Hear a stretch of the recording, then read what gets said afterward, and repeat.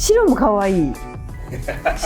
人の見ると欲しくなるっていうショートパンツとかに合わせたい。あ、可愛いですね。向こうってしてこれめっちゃいいよ。すっごい本当褒められんの。3点分くらいコートあったよ。お店はしごするよりもここに来てささっと見つける方が話が早い気がします。はい、こんにちは、シトレイです。今日はですね、久々の表参道ヒルズに来てるんですけども、地下2階ですね。行くのはですね、フュエルミュージアムですね。フュエルミュージアムはですね、秋くらいに高輪ゲートウェイのニューマンで行ったと思うんですけども、次は表参道ヒルズに来ております。アウターが揃ってるらしいですよ。今回寒いからたくさんアウターを見ていこうかなと思っております。こんにちは。今回もよろしくお願いします。改めて自己夏ぶりですね。夏ぶりですよ、はい、もう寒くなってますからね。そうですね。この間9月の10日前後のところで高輪がオープンして約2ヶ月ぐらいっていう感じ。そうだよね。その後ね、パリも行かれてね。パリでもフュエルミュージアム来てました。チェックのセットアップだったんだけど、知らない人に褒められる。あ、嬉しいです。歩いてるとおばあちゃんとかに褒められるの。現地の人。そうなんかアイライキみたいな感じで。そう。しかも上でもね、スカートだけでも両方両方着てました。ありがとうございます。というわけで寒くなってきたというところで、いろいろ見させてもらってよろしいでしょうか。前回もお話したように獣医療が一番得意なんで。楽しみです。なんかもうカラフル、もう私の好きなテイスト入ってる。この間紹介したあのシリーズ、そうですね。もありつつ、この辺がいわゆるそのスタンブリーの本当のアイコン的なシグネチャー的なビッグシルエット P ジャケットっていうシリーズで、ピーコートを襟めっちゃでかくしたみたいな。そうですね。クラシックなピーコートがベースにはなってるんですけど、モダンに再解釈をしていて、僕らならではのテクニックがいろんなところにふんだんに施されている商品で。行ってみましょうか。一応じゃあ今日パタンナーの三原さんに来ていただいて。じゃあ三原さんに来てもらいましょう。こちらが初代で、こちらが2023年にアップデートしている形になるんですけど、両方ともいわゆるクラシックなピーコートがベースにはなっているんですけど、設定されているボタンの位置だったり、あとは袖の大胆な前振り、それはこの新しいバージョンでも踏襲をされてて、この部分にすごく大きなダーツが両方入っているんですけれども、それによってもともとの袖はものすごい太いんですけど、それをギューッと絞っていって、バナナみたいになってる。そうですね。来ていただいた時に前振りがすごいつくようになっているのと、この背中側のところの背中心側で少し距離を出していて、ちょっとパフーってなってる感じ。来ていただいた時に自然にちょっとコクーンっぽく立体感が出るような形で、さらにそれを底支えするのに、ここにタックを取っているっていう形なんで、いわゆるクラシックなピーコートと比べると着た時の見えざまとしてはちょっとよりモダンになるように仕上げてあるという。確かこっちもパフーってなってるんだ。しかも私着た時に顔が縮んでしまったかもしれないっていうくらいに顔が小さくなってませんか？そうですね。本当に大胆に襟をデフォルメして大きく作っているので、小顔効果もあるかなというふうに。でもこのモコモコも気になるよ。このモコモコも一着あると使うやつですね、これ。そうですね。今もうちょっと人気が出始めてるんですけど、ちょっと90年代っぽい形のスタンドジップアップブルゾンみたいな形になってて。ですね。あと気持ちちょっとショート丈。そうですね。白も可愛い。人の見ると欲しくなる悪い癖。ちょっと私チョコミントみたいになってますけれども若干実はお色によって素材が違くって、白い方はちょっとウールも入っているボアなんですよね。確かにこっちの方がサワサワして、こっちはポコポコっとしてる感じの。そうですね。こっちはどちらかというと、僕が今シーズンのテーマを表現するのにどうしてもやりたくて、色で選んだ素材で。なるほど。でこっちは私たちが定番的に使っているエコペルシャーっていう、サステナブルのボア素材を作っているフランスのメーカーがあるんですけど、そこの素材を使ってて、ウールが 15% ぐらい入ってるんで、結構軽いけど冬の最後まで着れるみたいな。絶対触るであろうこれでしょ。こんなん絶対好きやん。人さん絶対それは触ってくださるなとは思ってます。絶対こういうのは漏れなく、すごいボリューム出る。でもショートパンツとかに合わせたい。可愛いですね。もうこうってして。じゃあちょっとグレーもあるんで、色違いで。グレーもあるの？はい。でもやっぱ横幅があるからね、ボリュームがあって見えるかもしれない。あと本当にファーの毛足がすごい長いので、実際の多分見頃の寸法以上にこうビッグシルエットにはこう見えてるかなと思う。確かに確かに。あと気持ちいい触ってて、ずっと触ってられる。これ一応うちのオリジナルで作っていて、オリジナルなんだ。ベースは実はカットソーのジャカードの素材で、カモフラ柄みたいになってるんですよ。でそのカモフラ柄の中に、これだったらこうスミクロ、こうミドルグレー、ライトグレー、オフグレーみたいな形の4色を混ぜていくとこういう風に見えてくる。ってこと4色入ってるってことは、あんまり色合わせが結構しやすいってことですよね。意外としやすいかなと思うんですよね。あとはこれ前紹介した前回ご紹介いただいたモハモハシリーズね。三原さんもね、そうシャツバージョンもあるんだね。ね、これはこれで可愛い、欲しい。そしてまたファーがあって、ベスト、またちょっと毛足の違う。ファーのジレ、フーディージレみたいな形で、ファーのベストやってるところブランドさんとしても多いかなとは思うんですけど、なんかそれにさらにこう金属ファスナーつけてたり、それをダッフル仕様みたいにしてたりっていうのがあんまないかなと思っていて、小さなディテールが違いますよと。これ確かね、スタイリングがあるらしいですよ。じゃあ全身で？全身で、じゃあちょっと着てみます。はい。というわけでできました。こんな感じでデニムオンデニムにしてるんですけども、かわいい。かっこいいです。かっこいい。あとなんだろう、微妙なこういうベストって結構のっぺりしがちなんですけど、こそ立体感があるなと。それでね、結構うちのパターンナーを苦労したところなんですよ。三原さんがやったらしいですよ。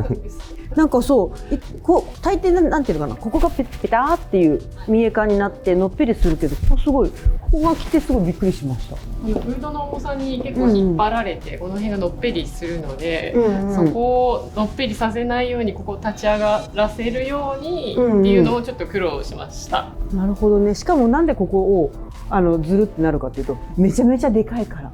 そうなんです。めちゃめちゃでかいのをやりたくて、これが可愛い。後ろから見た時の。あとここがこうベローンってなると可愛くないんで、ある程度こう立たせるようにするっていうのをちょっと気をつけてやりました。こういうちっちゃいとこですよね。そこが可愛い。あとここですね。ここがジップが入っているっていうところがポイント。勉強になるよ。今度取材させてもらいましょう。本当に弟子入りして本当に一回学びたいもんちゃんと。まずあれですね、ここ微妙にこうさせてるなと思ったんですけど、開くやん。なるほどね。微妙に開くやん。技が効いてる。で結構カジュアルめなものもそうですね。今シーズン一方だけダウンをやらせていただいていて、ドルマンスリーブの本当にポンチョみたいなものをもともとイメージして、それをこうダウンで表現したらどうだろうっていうところで、このパターンも三原がやってくれてるんで、はい。おでちなみに今日はH11 のデザイナーもいるんで、みんな総動員で、こういうチームで動いてる。なるほどね。なんかお互いのムカついてることとか聞いてみます。話せない。それは夜10時過ぎてからの話ね。2軒目ぐらいで話す。そう。いいね。大人っぽいですね。着るとね。サイズの抜け感として大きく見えて、太って見えないギリギリのところをこうデザイナーとパターナーがすごい苦労しながらこう最終の着地どころを探してました。この内側をダウンを抑えるのに膨らみを、キルティングの仕様にすることで、ダウンがこう膨らみすぎない中側でいう風に、実はその保温性もあるんですけど、見た目をわざとそのダウンの分量は入れてて保温性があるけど、その分をそのまま膨らまないようにしてるっていう。ギュッとしてると。ここもまた開くんです。なんかヒールは開きがちですか？開きがちですね。開きがちですか？あとでも謎にちょっと太いとかね。なんかちっちゃな違和感を残すところが私は好きです。あれですよね、アウターもあるけど推しのニットもあるって私聞きましたけれども。そうですね。今ご覧いただいているその白いニットとか、これ、はい、色は白とグレーとあとボルドーが、これもなんかスタイリングあるらしいですけども、これはどんな、着てからのがいいか特徴。そうですね。まず着ちゃおう。はい、こんな感じになりました。これとにかく着心地がめちゃめちゃいい、柔らかい感じの生地。クラシックなケーブルセーターって秋冬によく出てくるじゃないですか。やっぱちょっと重かったり、ちょっとそのウールって大体ちょっとそやな太い糸のものが多いんで、ちょっとどっちかというとチクチクするようなローゲージのセーターでケーブルって多いと思うんですけど、なんかそれを両方改善したいなみたいな。軽さとチクチク感の改善っていうことで、これ実はカシミヤが 30% も入っている、だからこんなやわやわ、はいやわやわふわふわされてるのね。シルエットもなんか肩が華奢に見えるというか、すっきり見える感じ。このケーブルの柄もを出すっていう意味でもそうなんですけど、いわゆるその横方向にこう編まれていってるっていう形で、その肩がそのまま続きになってるんで、その分ここはこう綺麗になだらかな肩ができてくるっていう感じにもなっていて、あれですよね、華奢な肩の人にもしっかりした肩の人にも、どの肩の人にも綺麗に対応できるやつですね。スカートも可愛いですよ。折り紙みたいになってるの。普通のスカートなかと思いきやパカッと、しかもそして謎の何か出てる。そうですね、オーガンシーのシアな素材がこう裏地が出てるよ的な。裏地の代わりにコンビネーションされてます。私がセミナーで言ってたじゃないですか、シオデキウーマンの話を。今シーズンの女性像そのままって感じ。あとグレーの色合わせもいいですね。ワントーンで、はい。でアウターといえばまだこれもあって、また千鳥格子柄。そうですね、本当千鳥格子柄をオリジナルで、かなり太めの糸で国内の機屋で作ってもらった素材ですね。柄もクラシカルなのをこうちょっとわざと大きくモディファイしたりみたいな。なるほどなるほど。なんか淑女な感じね。でチンタブがついてるんですよ。そうですね。生地好きな人はこう寄ってくる感じのものになってるんじゃないでしょうか。この辺はもう本当前回ご紹介いただいたやつですね。はい、それがちょっと新しいですね。またほにゃほにゃついてるやつ。そうですね。シャツに飽き足らずニットにもつけちゃった。しかもなんか紺だけじゃなくて赤っていう、この配色最高じゃないですか。で取り外した時にようやく赤がちょっとニュアンスが出るように作ってある。うまい。本当に純粋に 2way をこう楽しんでいただきたいなと思って。グレーも紺がある、後ろが紺になっておると。これもスタイリングがあると聞いたんですけれども。いってらっしゃい。行ってきます。可愛い。見て。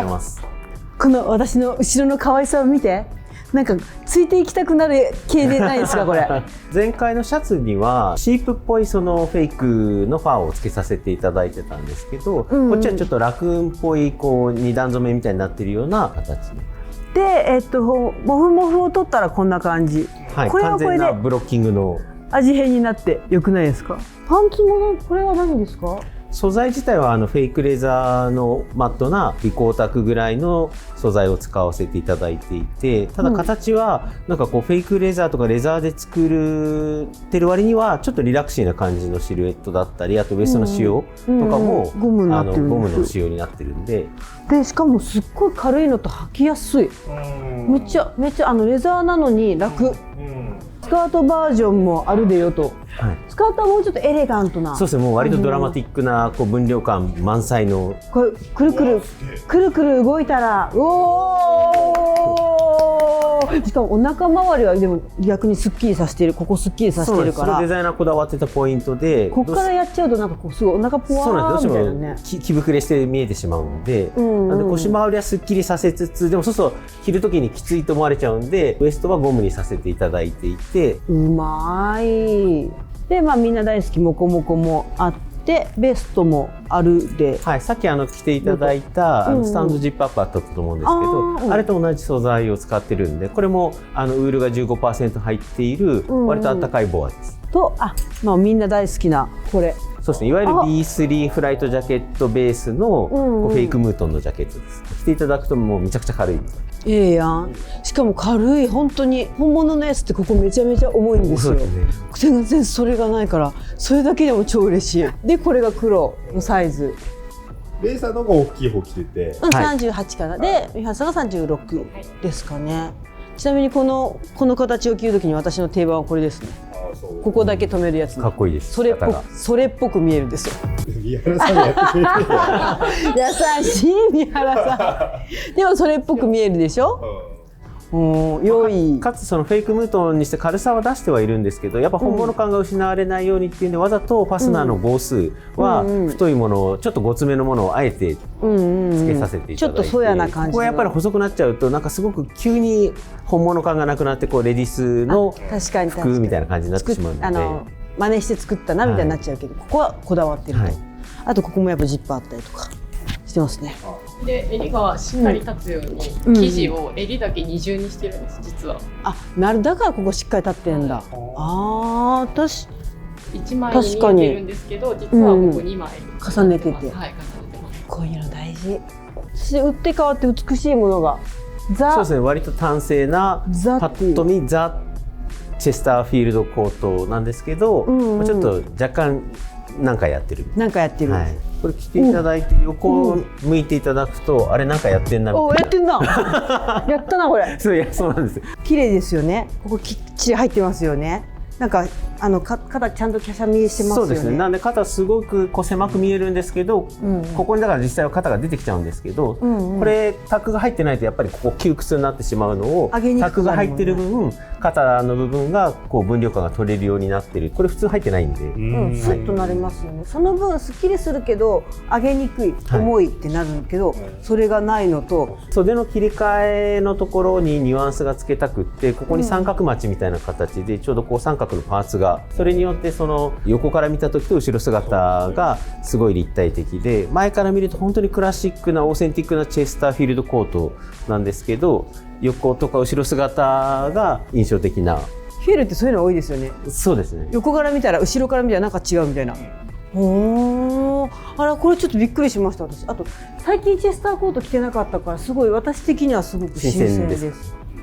ありゃやると思った。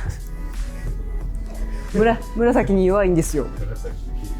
ラメに弱い。好きしか入ってないやつですね。しかも後ろはちょっとこう V になってます。そうですね。で 2way で着れるようになって。どっちもいけますよと。そのストライプがさっきうちの三原が着てたやつのストライプバージョンですね。パッと見えますか？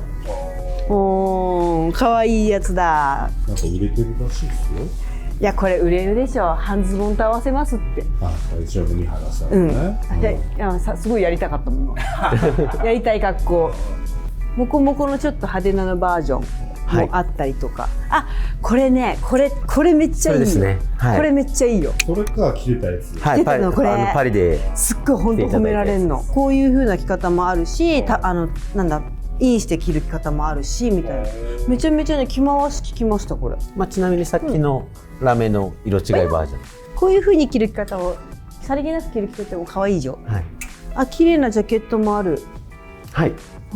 ちょっとこれが綺麗ですね。そうですね。オリジナルで型から作っているメタルボタンというか。こっちも。いい生地、美しい。チェック。そうですね。まだコートあるみたいな。まだあるかっていうね。